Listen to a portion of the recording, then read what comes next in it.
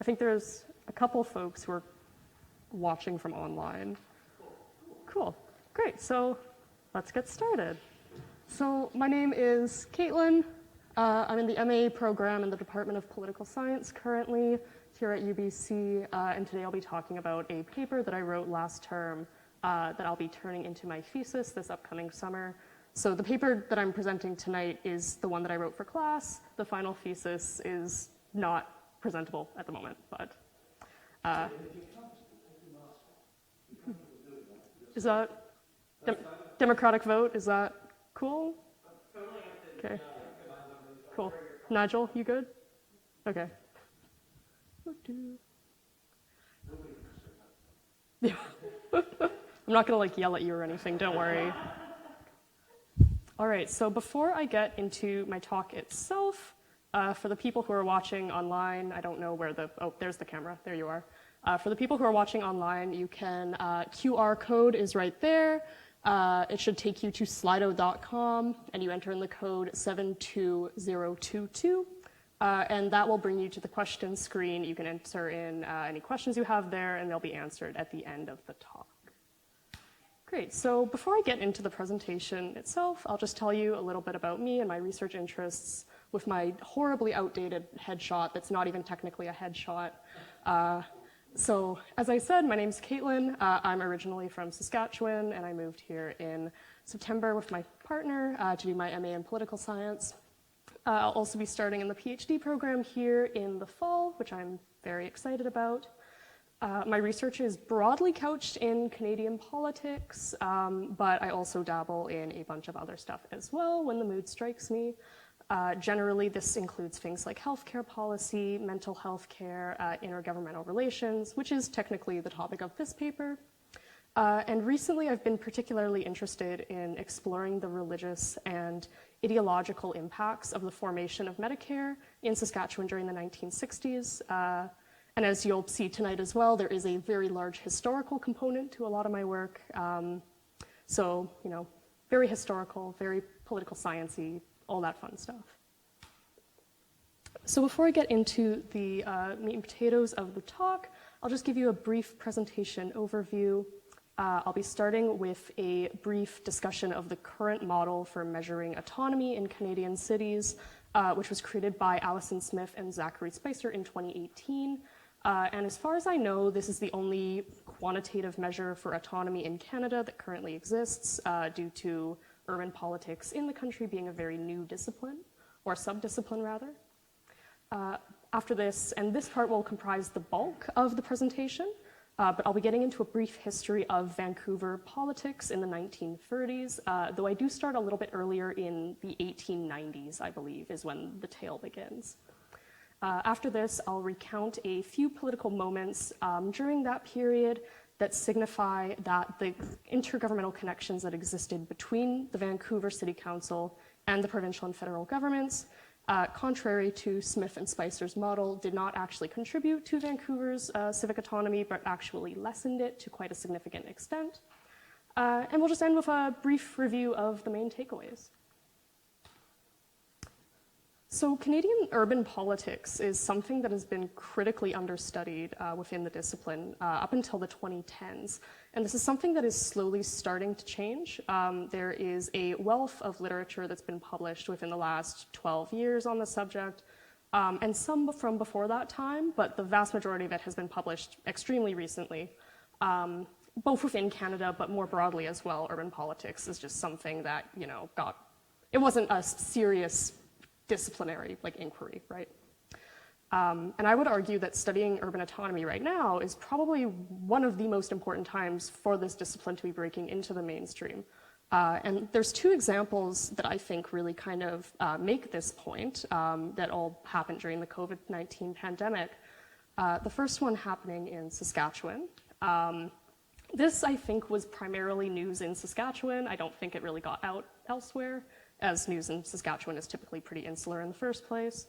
But multiple times, I think at least twice since the pandemic started in March 2020, The cities of Saskatoon and Regina had attempted to institute additional COVID-19 protective measures on top of what the province had mandated, and the province subsequently threatened to cut all funding to the municipalities if they chose to go this route. And this isn't them trying to, cut down on restrictions, it's trying to add more to keep people safe. And if you had been watching news from Saskatchewan, you would know that the provincial government has been doing not a whole lot in the protective regard. And another example of, these kind of power struggles that are happening recently between levels of government can be found in Vancouver. Recently, I think it was the 2020 budget this had happened. The Vancouver City Council had voted to reject a $5.7 million increase to the Vancouver Police Department. This was subsequently overridden pretty much unilaterally by BC's director, where's the term here? The Director of Police Services, which is a provincial entity, pretty much overrode this decision unilaterally and is now forcing the city to pay this additional amount during a time when obviously the city is already in kind of dire financial straits from the pandemic. So Smith and Spicer's research draws from earlier work on both Canadian and international municipal elections in order to create the first quantitative framework for measuring autonomy in Canadian cities. Their index includes three dimensions of autonomy. There is administrative, legal, fiscal, and political. The legal, administrative, and fiscal axes I'm not really going to get into at all. I personally thought they were fine.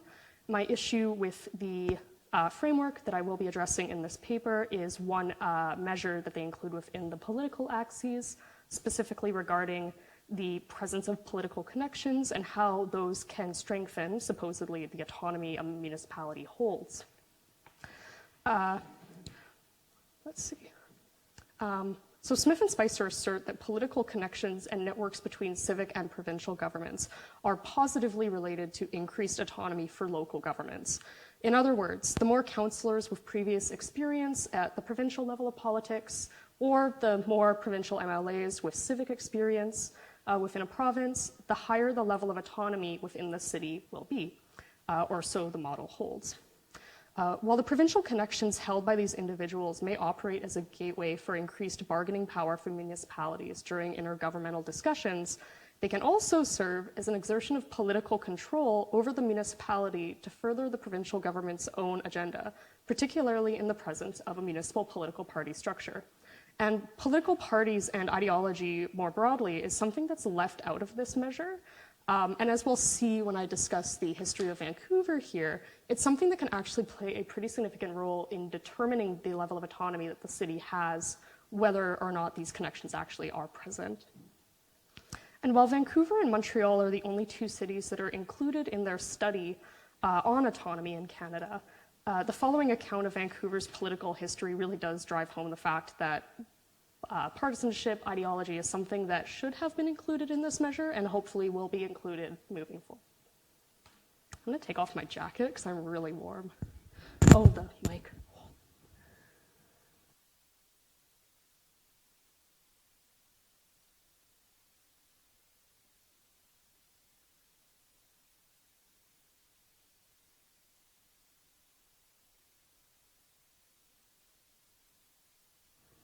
Perfect. All right, so now there's going to be some nice historical pictures that are going to appear on here for your viewing pleasure with little bits of annotation at the bottom just explaining what or who they are. And I'm going to get into the history of Vancouver political sphere to hopefully kind of drive home the point that ideology and partisanship really can impact civic autonomy in a lot of really meaningful ways. So the city of Vancouver was originally incorporated in 1886, and it was governed primarily by businessmen who were dedicated to balanced budgets and firmly opposed to any sort of social spending or relief programs. This ethos of government as business permeated the early third of the 20th century. Premier Simon Fraser-Tolmie of the Conservative Party affirmed his government's business-based philosophy throughout his tenure from 1928 to 1933. And created a cabinet composed primarily of relatively successful Vancouver businessmen. Near the end of their tenure, the Conservative government commissioned an inquiry into the government expenditures at the provincial level, titled the Kidd Report. The report recommended significant retrenchment to recuperate costs incurred throughout the Great Depression, such as the abolition of party politics and a reduction in the number of MLAs, though these reforms were never implemented. And remember the KID report, because I'm going to mention it again in like 5 minutes. The period between 1886 and the early 1930s saw very little advocacy for reform, contrary to the national trend during this period. The Great Depression saw cities succumb to the will of their respective provinces, particularly with regards to fiscal matters. In other words, the Great Depression was marked not only for its economic impact at all levels of government, but also for the lessened autonomy of municipalities. These conditions led to increased hostility between municipalities and their respective provincial governments as resources became incredibly scarce during this period. The tensions between the municipal and provincial governments in British Columbia continued into the 1930s, even following the election of the Liberal Party at the provincial level. Under Premier Thomas Dufferin Pattullo, pictured here on the left, relations between the two levels of government continued to decline, further abetted by Pattullo's suspicions of Vancouver's influence on provincial politics and ongoing interpersonal conflict between himself and Liberal Party MLA Gerald Grattan McGeer, pictured here on the right. The first point of contention arose when Pattullo refused to appoint McGeer to a cabinet position, despite McGeer's claims that he was previously promised as such. McGeer would soon denounce the Liberal Party following this snub and successfully run for mayor of Vancouver while still maintaining his position as an MLA. His connections in the provincial government, combined with his prominence as a public figure, led to his becoming a significant link between the municipal government in Vancouver and the provincial government of British Columbia. McGeer's popularity grew in Vancouver throughout his tenure as mayor. He was vocally critical of large financiers, as well as a proponent of a national banking system and a state-controlled economic structure, which were policies that were quite popular across the country at the time. His focus on economic policy, paired with his bombastic zeal, quote, proved immensely popular amongst Vancouverites. Fundamentally, he can be thought of as a populist whose appeal extended to large areas of the city. His earlier connections to the East Side and monetary policy were popular amongst East Side residents, and his later attacks on organized labor and communism won favor among the West and downtown populations. In 1935, he used his leverage at the provincial and local levels to mobilize a national campaign for constitutional reform, which was starkly critical of how the Great Depression was handled by both the provincial and federal governments. McGeer's popularity and crusade against both levels of government had heightened tensions further between himself and Premier Pattullo. Pattullo considered the KID report by the previous Conservative government to be an attempt by Vancouver businessmen to avoid the electoral success of the Liberals, and saw McGeer's political sway as a further testament to the influence of Vancouver on provincial politics. To avoid further abetting his influence, Pattullo constructed a cabinet, quote, as independent as possible from the Vancouver machine, and denounced the previous government's significant ties to business. Municipal and provincial tensions increased further after Pattullo offloaded responsibility for social services to municipalities in British Columbia, which the cities touted as significantly unfair, given their limited resources of revenue through property taxation. Municipal opposition to this reform resulted in calls for increased municipal connections to the federal government through what were then known as Dominion conferences. Pattullo's municipal economic policy proved very unpopular even within his own government, with Vancouver's Liberal MLAs opting to side with McGeer, who remained vehemently opposed to the matter. He had proposed a variety of economic reforms to the provincial government, but Pattullo's steadfastness created stark divisions within the Liberal caucus.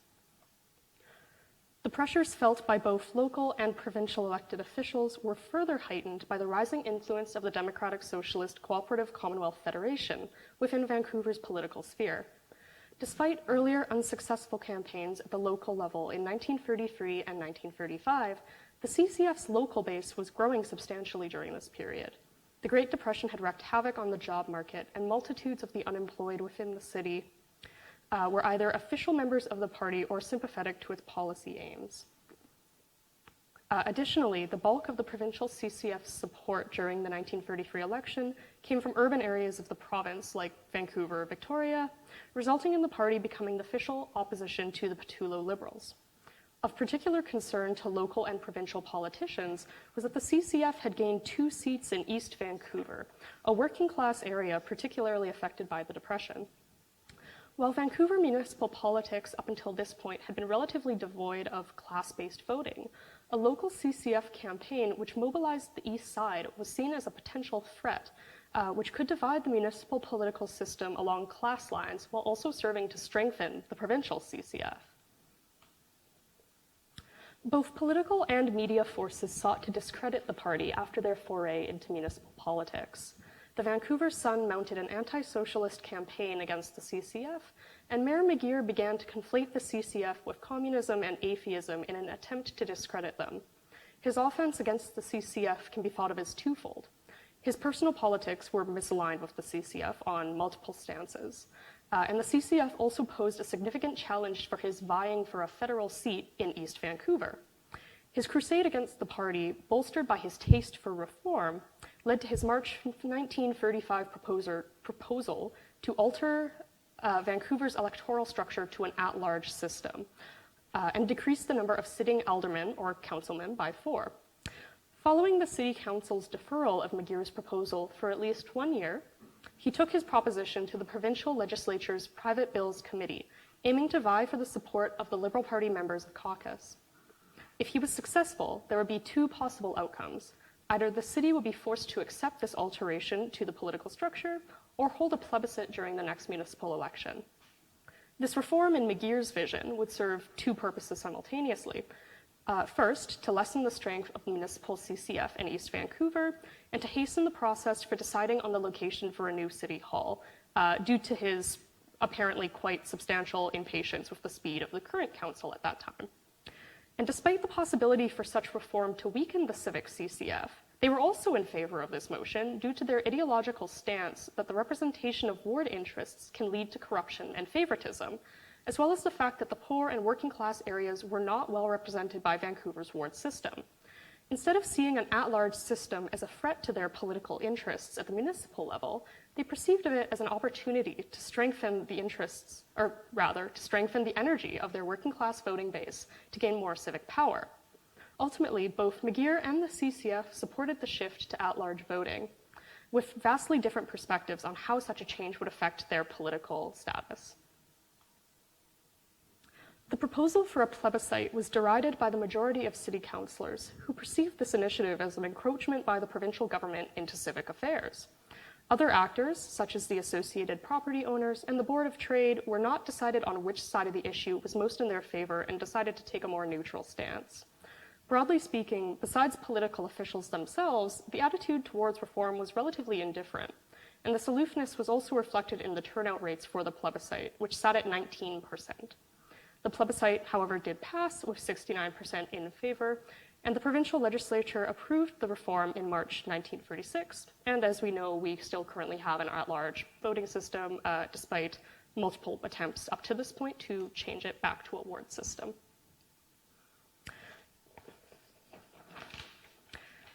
This period saw the emergence of slates, or groups of candidates which do not necessarily have official political ties. The province had encouraged voters to alter their way of thinking of the municipal government away from electoral politics and towards viewing it as a board of directors, and to consider candidates who had this type of experience prior to running for the municipal election. This was not a direct attack on the CCF, but it can be inferred as an attempt to persuade voters away from voting for a socialist, primarily working class party at the municipal level. Despite this media campaign and assumptions that an at-large ward system would hurt the CCF's electoral prospects, their showing at the 1936 election was quite impressive. The CCF received around 24% of the vote and won 3 out of 8 seats on the city council. Meanwhile, all incumbents lost their seats except for 1. Their electoral loss may be attributed to their decisions to run independently with no identifiable label, which the CCF already maintained. The CCF's first time on council was viewed as significantly dangerous by the provincial government. The Free Councillors voted together as a bloc and began holding teaching sessions for their civic-minded politicos to encourage their involvement in provincial politics, and held to their steadfast ideological stance on the provision of social welfare services from the province. The popularity of the CCF was also growing substantially during this time at both the provincial and federal levels.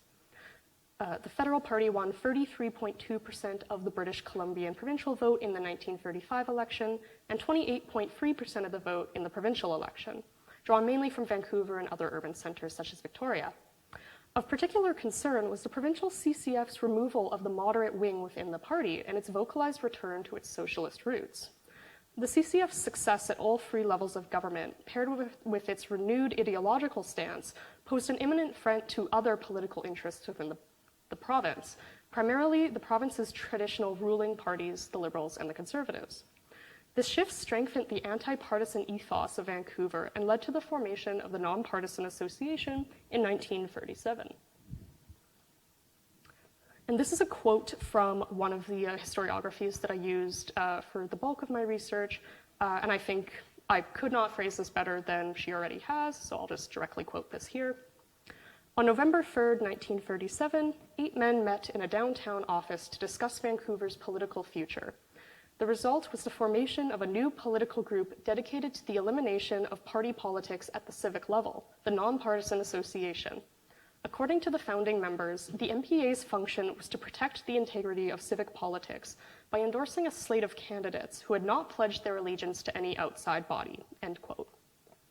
The NPA did not recruit candidates, but instead they endorsed them, in keeping with their anti-partisan nature. Additionally, candidates who were successful in their run would not be bound to vote as a bloc. This new organization, despite its anti-partisan messaging, was a discreet way for the provincial Liberals and Conservatives to weaken the CCF at the civic level and, by virtue of their municipal structure being a jumping-off point for provincial and federal politics, subsequently weakened the provincial and federal CCF as well. Working under a single banner would avoid the risk of splitting the vote with the center-right, and an alliance at the municipal level, where parties at this time didn't officially operate, was easy to build and maintain than an official provincial arrangement. The NPA's logic was to weaken the CCF by discrediting partisanship in municipal politics, despite their own partisan ties at the provincial level. They also aimed for an even proportion of Liberals and Conservatives in their organizational and political structures in order to avoid one group becoming dominant over the other. Nearly all founding members of the NPA had long-term ties to the provincial Liberal and Conservative parties, and only 2, R. Rowe Howland and E. W. Rhodes, did not have such connections. These ties were primarily electoral or related to their respective parties' executives. For example, Brenton S. Brown was a vice president of the Liberal Party of British Columbia, and S.S. McKean was a recently ousted Liberal MLA. They also maintained connections to the municipal government, with members having worked with other mayoral campaigns previously. The CCF was not fooled by the supposed anti-partisan nature of the NPA. Their defensive included editorials within local papers decrying, quote, the hypocrisy of the no-politics smokescreen used by the NPA, which is just as much a party as is the CCF. The NPA's provincial partisan character was further confirmed when all but 2 non-partisan founding members were included in the organization's first executive. Additionally, most retained financial interests across the country, which were significantly threatened by the success of the federal CCF, further solidifying their interest in a weakened CCF at all levels of government.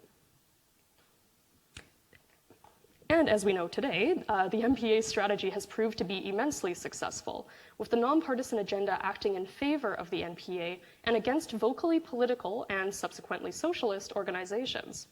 Following the 1937 election, only one CCF candidate was able to gain a seat on City Council. The CCF maintained a pocket of support, but even select areas within the East Side defected to the NPA by 1940. The secret to their near immediate success was money and sophisticated organization, especially the NPA's access to Liberal and Conservative voting lists, campaign opportunities for NPA candidates at provincial association meetings, and the experienced assistance of provincial party organizers. The NPA was completely in control of Vancouver City Council between the years of 1937 and 1940, and nearly half of the elected aldermen had ties to the provincial Liberals and Conservatives. While they came from a variety of backgrounds, though a significant portion were small businessmen operating in Vancouver, of the utmost importance to the NPA was their dedication to the protection of provincial government interests. Following this party's devastation during the 1940 election, the CCF subsequently withdrew from civic politics entirely. So in this brief history, there are 3 specific instances which suggest that partisanship can significantly affect how intergovernmental relations interact with the autonomy of municipalities. First, McGeer's decision to appeal to the provincial government on the matter of implementing the at-large system in 1935 demonstrates how these relationships can further deteriorate municipal autonomy. Then city councillors refused to take action on McGeer's proposal to shift away from a ward system, with the counter-offer that they will consider the proposal after 1 additional year. Rather than wait to bring the issue to city council, McGeer instead opted to vie for intervention on behalf of the provincial government through the Private Bills Committee. This route offered 2 potential outcomes, either forcing the city to unilaterally accept an at-large ward system, or through an amendment to the city charter, or instituting a plebiscite on the issue at the next provincial election, which is what ended up happening. While the change was not unilaterally opposed and was passed by a plebiscite the following year, McGeer's mobilization of his provincial connections to alter Vancouver's political structure, particularly given the reform's electoral motivation, further served to lessen civic political autonomy in Vancouver. The second example can be found directly following the reformation of Vancouver's political system to an at-large structure, when the province encouraged voters to change the way they think about municipal politics. Rather than seeing candidates as potential ideological representatives, the province promoted viewing them as executives on a board of directors, and to consider candidates who had previous experience in business or on executive boards. During this period, the CCF had been gaining power provincially and federally, and while their foray into municipal politics hadn't been successful up to this point, the province began to feel threatened by their popularity. This anxiety would later become validated when the municipal CCF, having gained multiple seats on council, used their platform to initiate civic politicos into the provincial party to run as candidates and campaign organizers. The province was interfering in municipal elections to serve their own agenda at the provincial level by attempting to persuade voters into discounting the validity of non-businessmen running in civic elections, another indicator of a lack of civic autonomy. Lastly, the creation of the NPA in 1937, while claiming to be non-political, was a project led nearly entirely by provincially entrenched liberals and conservatives. All but 2 of their founding members were heavily involved in either party, either as candidates or experienced members with high-ranking positions. And most retained financial interests across Canada, which would be threatened by a federal CCF. The NPA's political ties were further confirmed when their inaugural executive was comprised entirely of liberal and conservative partisans. By 1937, the CCF had gained significant momentum at all 3 levels of government and served as a menace to provincial political interests. By weakening the municipal CCF, which was feeding support to the provincial wing of the party, this team of provincial partisans believed that they could weaken the provincial CCF, thus defending their shared interest in maintaining a non-socialist bipartisan norm. The case of Vancouver civic politics during the 1930s presents a compelling case that Smith and Spicer's model for quantitatively measuring a municipality's autonomy is relatively incomplete. While Vancouver and Montreal are the only cities included in their study which have political parties, the influence of partisanship on autonomy should very well be included in future research in this area. That's it.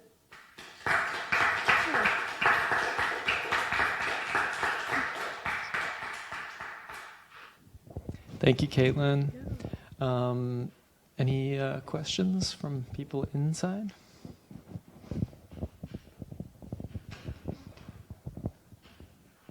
Hi, Katelynn. Hi. Thanks so much for the talk. I really appreciate you sharing your expertise with us in your field of study.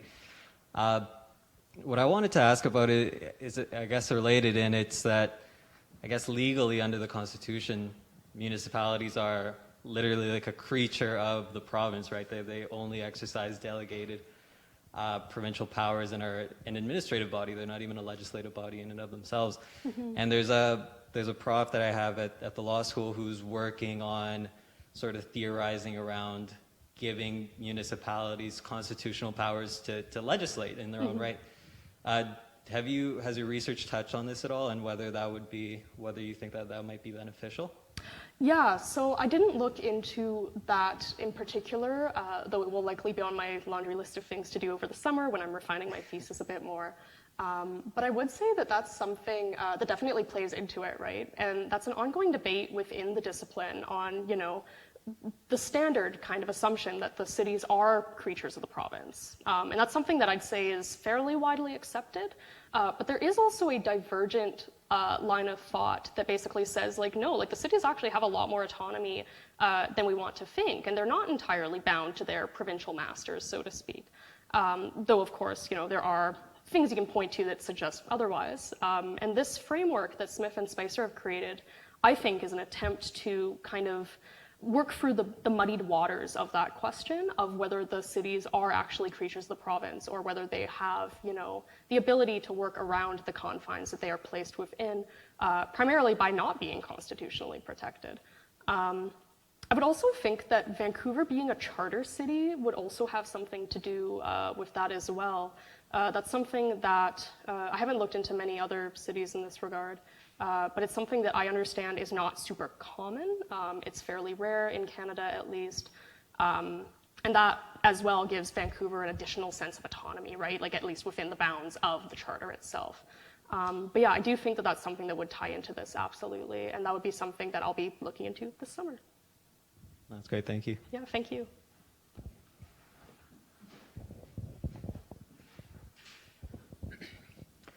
So in British Columbia, Vancouver is by and large the biggest population center, and definitely the biggest municipality. And in terms of British Columbia's overall population, a large number of people living in BC are from Vancouver. This is pretty common across a lot of Canadian provinces. Just high populations in urban areas, not a whole lot of people living elsewhere. And Vancouver, as well, is not, if I understand it correctly, is not the provincial seat of British Columbia. It's in Victoria, over on the island. So I'm wondering how this population dynamic plays into this balance of power, right? Because Vancouver clearly has a majority of the physical people living in it, struggling against this more powerful but more sparsely populated kind of political entity, right? Just in terms of population. I'm wondering how that kind of balance of power plays out in this struggle for autonomy. For sure. So the first thing that kind of comes to mind, at least in this specific case, would be the fact that the CCF had its popularity was particularly couched in the urban centers, like Vancouver, as well as Victoria and some other municipalities that I cannot think of off the top of my head right now because I'm not from here, but the other urban centers in the province. So that was primarily why I think they were targeted kind of in their seat of power, right? And in Vancouver in particular, the east side was where their power was specifically concentrated, primarily because of the class-based voting that was happening there, right? So I think that's part of the reason why these power struggles kind of played out in the way that they did, is because they just didn't have that same support in rural areas. Though, of course, that's a very British Columbian story, and the story of the CCF in other provinces also paints a different picture there. Sorry, could you repeat what you were... Yeah, so population, right? Okay. You just have a sheer mass number of votes, right, in Vancouver as opposed to everywhere else. But provincially, you're balancing urban interests and rural interests, or I suppose just non-urban interests, or at least non-metropolitan interests, right? And the CCF being a very much an urban-based entity, right, kind of tips that favor in urban scale, perhaps more than provincial governments might be comfortable with, right, in maintaining that. You've got the metropolitan liberals and you've got the rural conservatives. I'm wondering, just in terms of population dynamics, what that means, I suppose, in bigger pictures for these struggles of civic autonomy.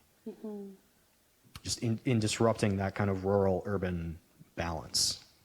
For sure, yeah. And I know at least, I guess me and Nigel can probably speak to this equally as competently, but at least in Saskatchewan, like there was this huge power struggle right now and just kind of as an evergreen thing between the rural areas of the province and the cities. And a lot of people, at least from my experience in politics in the province, think that the cities have way too much power and that there should be more power given to the rural parts of the province. And this, of course, is, up for debate. There's valid arguments on both sides of that question.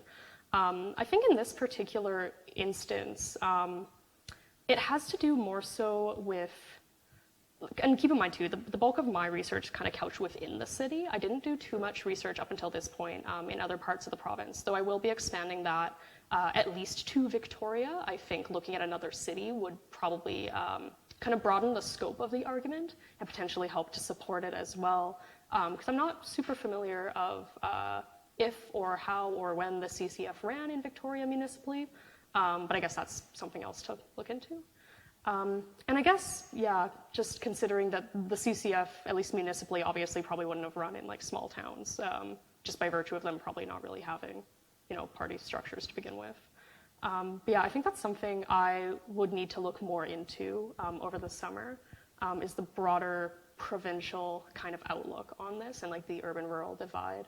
Because again, like most of my research is kind of couched specifically like within Vancouver civic politics, right? But that's definitely giving me some food for thought. So I really appreciate that. Thank you.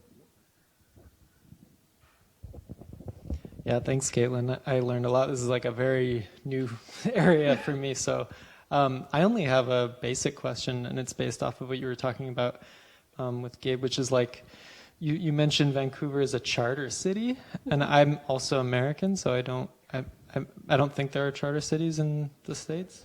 We do? Okay. I was curious if you could, it's kind of a simple question, but like what is a charter city, and are there others in Canada that are charter cities? And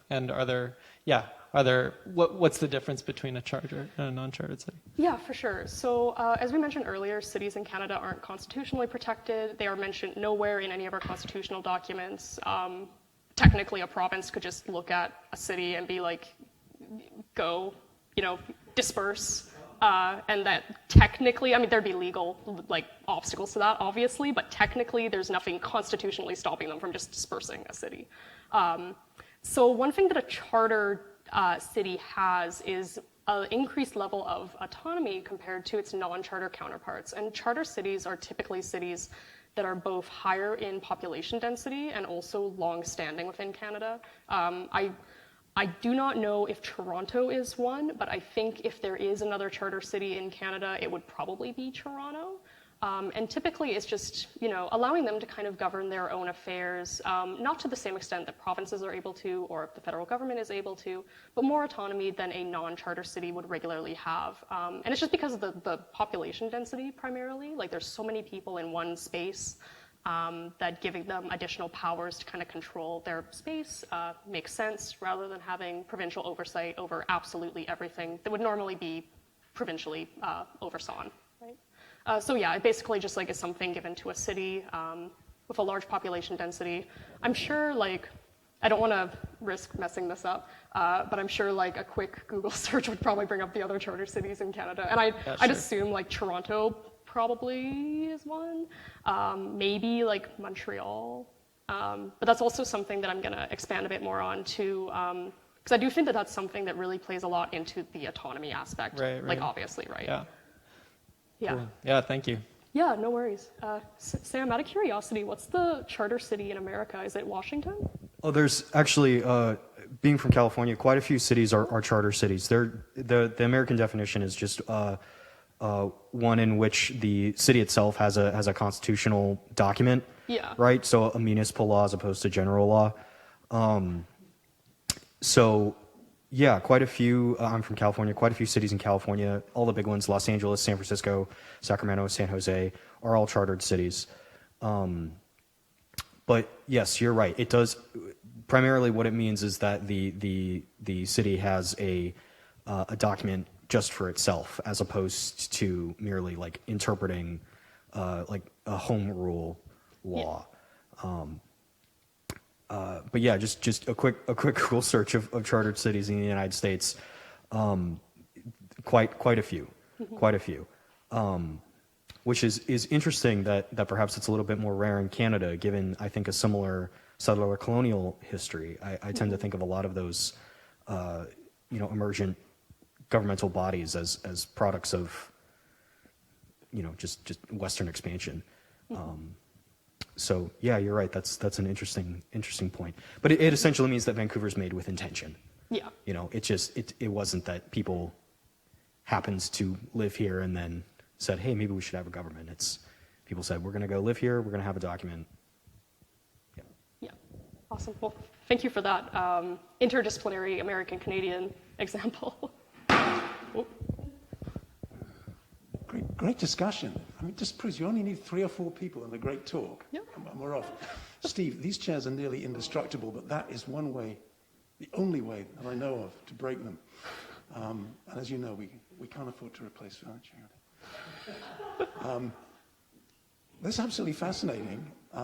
It's great to have someone doing some local history in this space. And I was struck, I'm sure other people noticed it too, when you had the map up for Vancouver in 1930. You could see the grid of the university there, and just to the north, there's a little bit more grid sort of floating. And I think that's this kind of quasi-subdivision. Can we see, is it even, what? Yeah, there's the university, and then you can see where we are. There are those 2 houses which are not part of the university, this one and the one next door, which were plopped here in about 1914. I still don't know quite how it happened. It had something to do with the Canadian Pacific Railway, which had a hand in a lot of early development in Vancouver, as in other places where the railway ran. That's kind of a sidebar, but there's a lot of this local history does have a kind of Green College connection. The first owner of this house, the woman who had it built, was the widow of a Canadian Pacific Railway medical doctor who'd got into real estate after 1886. When they got here, they were from Ontario, and became an alderman. And they were both very involved in the early political history of the city. Now, you've got as far as the 1930s, which means you're still working from these rich archives, but everybody who can remember what happened there has been dead for some time. But if you have the strength and keep going, you're going to hit really great stuff again in the 60s, 70s, and 80s, where you can go and interview these people.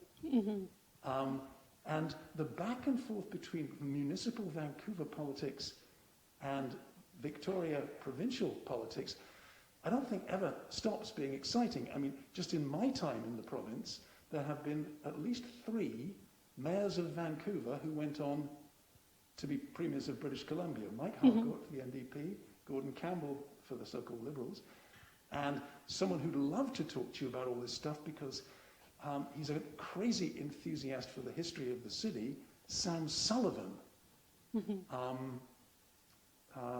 Again, currently a provincial Liberal MLA and who had ministerial office in the last provincial Liberal administration.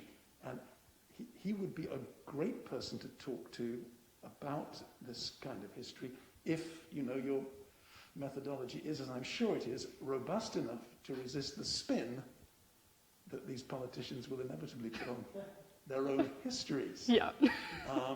You're also going to come across, if you plow through the 60s, 70s, and 80s, a mover and a shaker called William C. Gibson, who was a city councillor, and the guy who helped persuade Cecil Green to pay for this place. And you'll run into another UBC faculty member, Pat McGeer, who must, I think, be lineally descended from this other McGeer, who was a professor of, I think medicine of some kind, as was Gibson, but who was everywhere in city politics, and I think is still alive at a very great age. And one of his descendants is principal of University Hill Secondary School, as I discovered when my daughter enrolled there. So there's a lot of oral history still walking around if you have the strength for it. And since you're embarking on a PhD, do tell me, this is the question, are there people in the political science department at UBC faculty working on this kind of stuff, or are you out on your own? Coming from Saskatchewan to show us how it's done. Yeah, so I'm a little bit on my own, but I have a really fantastic supervisor, Carrie Doberstein, who does a lot of like urban politics stuff. Okay. Not, he doesn't do a lot of like the historical side of things, but like a lot of like urban governance, urban autonomy, like that sort of stuff in the present day. As far as I know, there's not many people in the department who do a lot of what I do. So I'm kind of the representative for like the healthcare stuff and I guess the urban histories stuff. But yeah, hopefully that kind of helps fill a gap in the department regardless. And have you found anyone in the history department at UBC who's working on the history of the city of Vancouver these days? There must be. Well, you would think like, so. You would yeah. think so. And there are certainly people in the School of Community and Regional Planning with interests in that area. And we've had many of them in this room. We had a 3-year series called The Next Urban Planet, which was dominated by geographers from here and from SFU. And they spent a great deal of time talking about Vancouver and Vancouverism. And I don't remember ever getting an exposition like the one you've given of the local politics, even, for the almost, prehistoric period, the way you've done it. So this feels like a missing piece of the story, and it's great if you can take hold of it. Anyway, you're in it here. This is part of the weird municipal and kind of para-municipal history, as others in this room are aware, as we became aware when Wei Yu Lin had his accident the other day. We're actually in a zone here that is not part of the municipality of whatever it is called, Metro Vancouver. We're not even in all respects part of the university. We are directly subject to the Ministry of Transportation and Infrastructure in Victoria, which is just another index of how gloriously bizarre the constitutional arrangements in this piece of, British Columbia have become. I think New Westminster was meant to have been the provincial capital. I forget how Victoria got to be it. I'm not sure, no. I can tell that story for Saskatchewan. I don't think I can tell that story here. It's all great stuff. Thank you very much. Yeah, thank you. And I think in regards to like the history and kind of community planning folks, I am, now that I've decided like I'm staying here for the future, I am starting to think of what I want my committee to look like and what direction I want to take my potential thesis. And I think if I do end up staying like the urban politics, specifically like the historical type of urban politics, I'll be looking like across departments absolutely to try to find those experts in that field.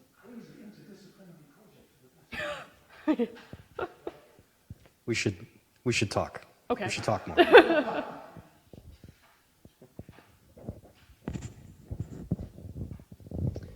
Any questions online? No? Okay, well, great. Thank you again, Katelynn. That was great. Thanks for helping set up.